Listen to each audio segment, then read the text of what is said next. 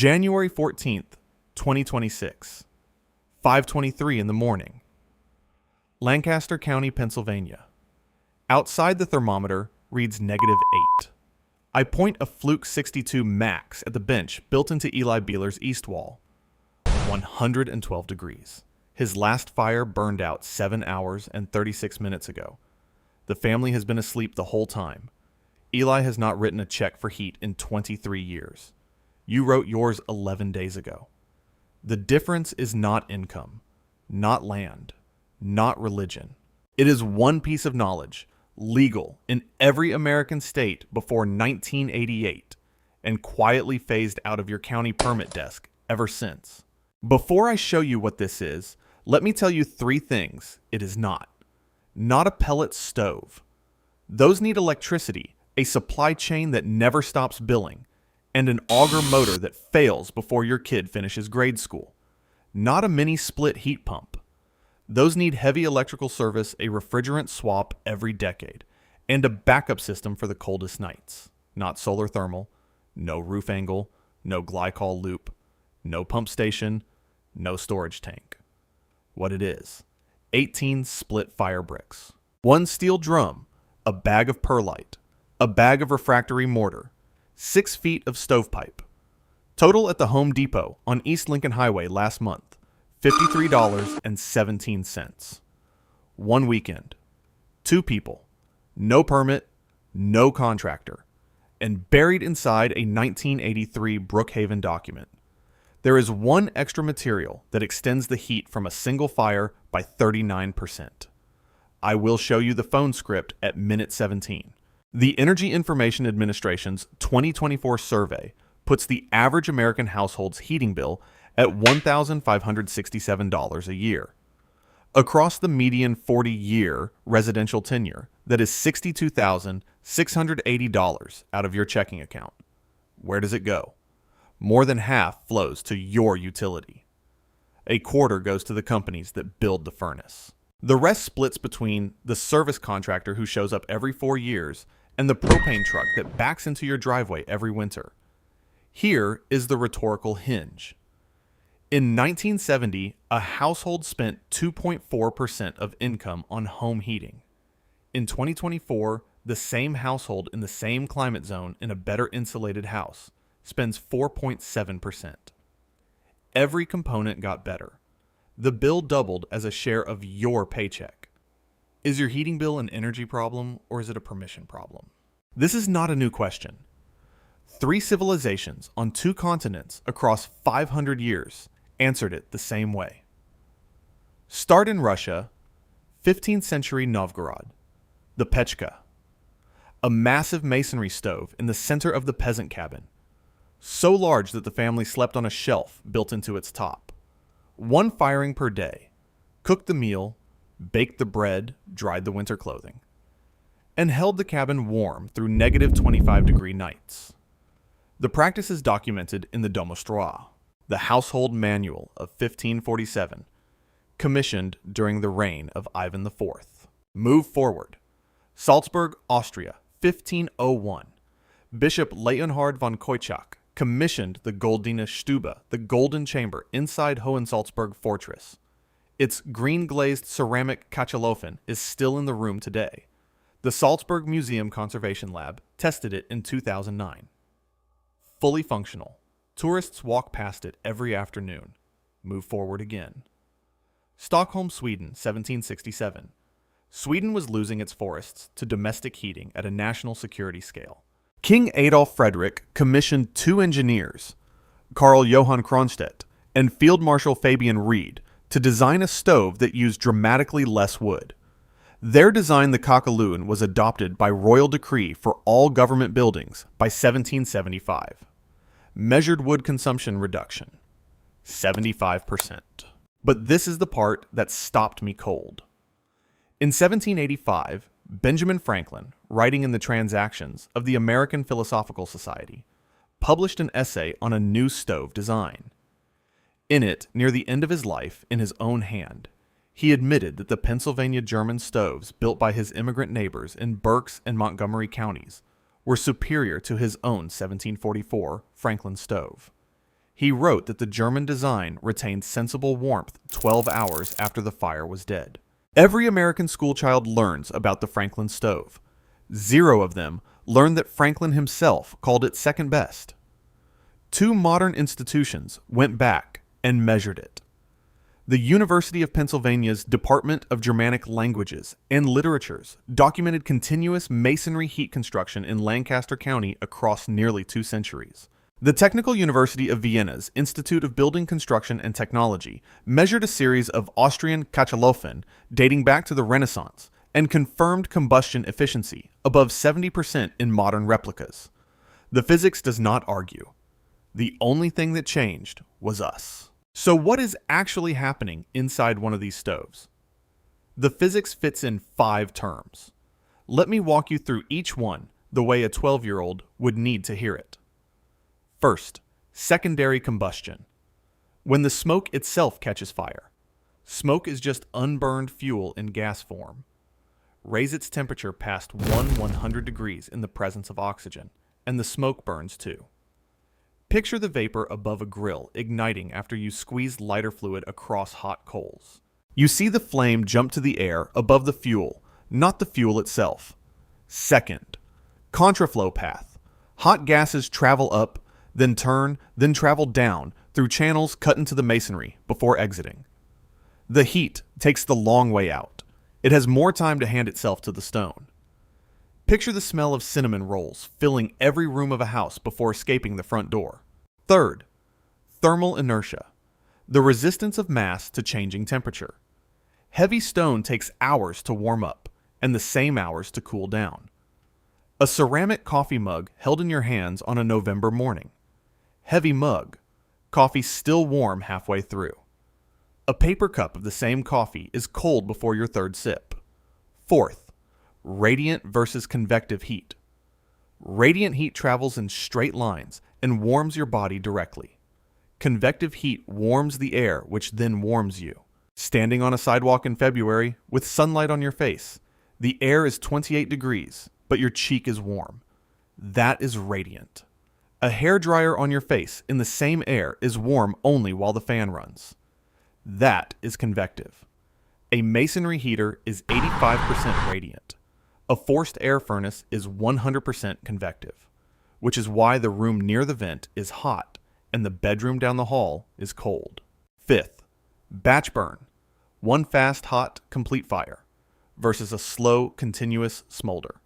Searing a ribeye on a screaming hot cast iron skillet 1 minute per side crusted and done, versus simmering the same ribeye at low heat for 3 hours. Same meat, entirely different product. So why did the American industry switch to the smolder? On May 15, 1988, the EPA promulgated Phase 1 of the residential wood heater standards. The compliance test was written around airtight slow burn box stoves. You choke the fire down and keep it smoldering for hours.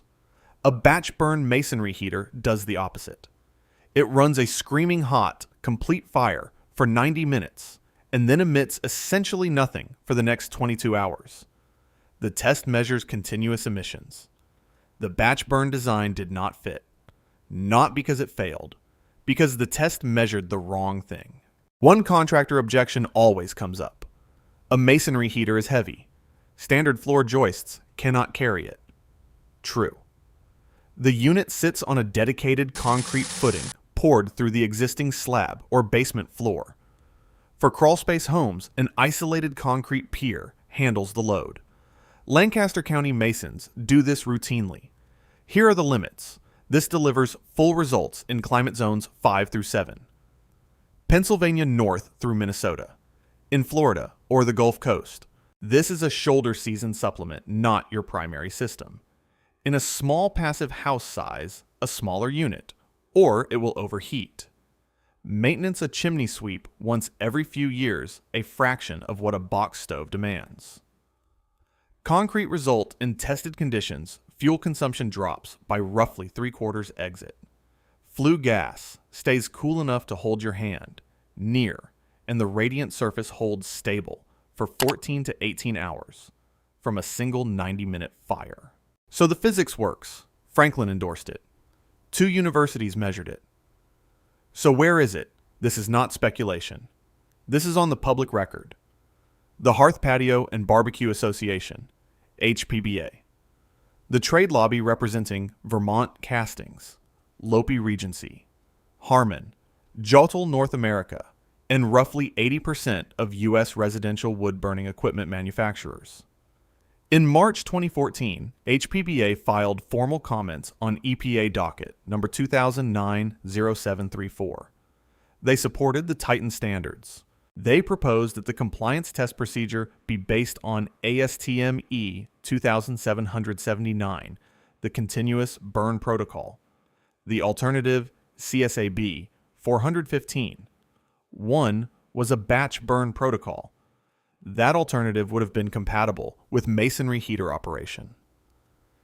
ASTM-E 2779 was adopted in the final rule. On May 15, 2015, the final rule was published in the Federal Register.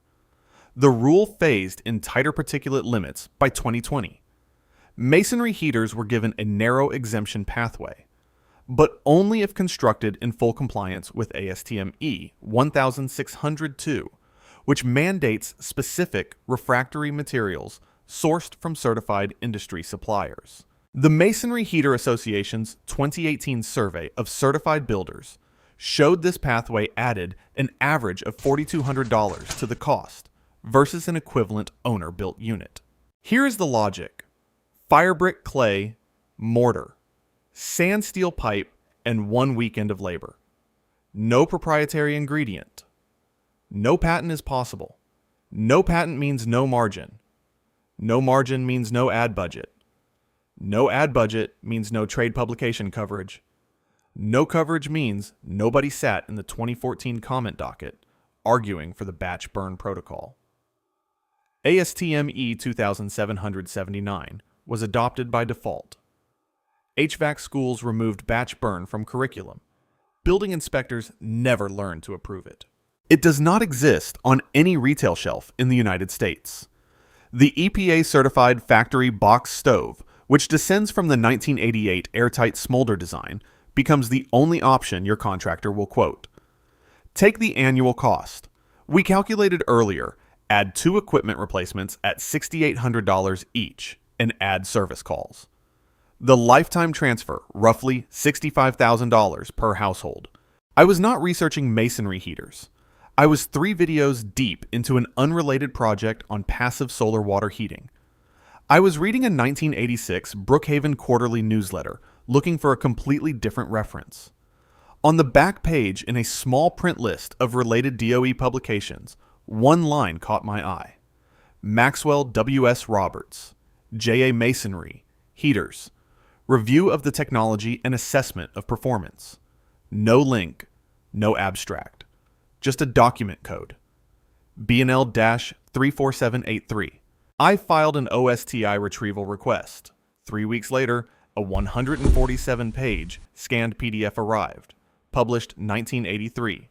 Department of Energy Contract DEAC 0276 CH 00016. Archived at the Office of Scientific and Technical Information in Oak Ridge, Tennessee. I opened it expecting a dry literature review. Chapter 6 was not a literature review. Soapstone facing on the primary radiant surface. Soapstone, also called steatite, is a metamorphic rock made mostly of talc. Here's the simple version. It holds roughly a third more heat per unit volume than firebrick. It conducts that heat about 3 times faster. It will never crack from anything a home fire can produce. Chapter 6 documents a side-by-side test. 2 identical heaters, same firebox, same mass, same 90-minute fuel charge. Heat release measured until the surface cooled below body temperature. Firebrick only control 12.4 hours. Soapstone faced unit 17, 0.2 hours. A 39% extension, same fire, no additional fuel. Here's the part nobody mentions. You do not pay retail for soapstone. Call any granite countertop fabricator in your region. Every metro area has several. Ask one question. Do you have any soapstone remnants from counter cutouts you would sell for scrap rate or give away? A single L-shaped waste piece from a sink cutout is enough to face the radiant surface of a residential unit. The most common answer is free. The shop pays to dispose of it. Combined system result in tested conditions. A radiant curve stretching 17 to 19 hours from a single fire, an annual wood consumption of roughly 2/3 of a cord for a 1,600 square foot home. Total year one outlay maximum $340.57. If you believe real knowledge has been quietly pushed aside, so someone else can keep billing you every winter, subscribe. This channel is for people who would rather build a stove once than rent warmth forever. Answer one question in the comments. How many cords last winter? Next Thursday, 8. Eastern YM opening TVA engineering report. Number 2341, published May 1946 by the Tennessee Valley Authority, pulled from rural extension offices in 1962. Never publicly listed since. The full materials list the ASTM workaround and the Stoneyard phone script are in the pinned comment below.